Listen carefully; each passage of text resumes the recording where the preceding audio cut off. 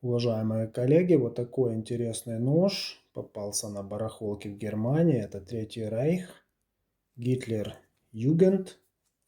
Сейчас вам покажу. Вот.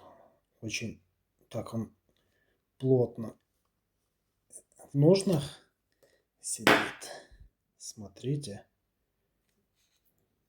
И клеймо производителя видим, это Тигер Золинген. Вот. РЦМ М768. Что мне нравится, так это состояние лезвия. Вот, смотрите. Здесь минус, конечно, это отсутствие эмблемы. Но в целом классное изделие. Всем удачи!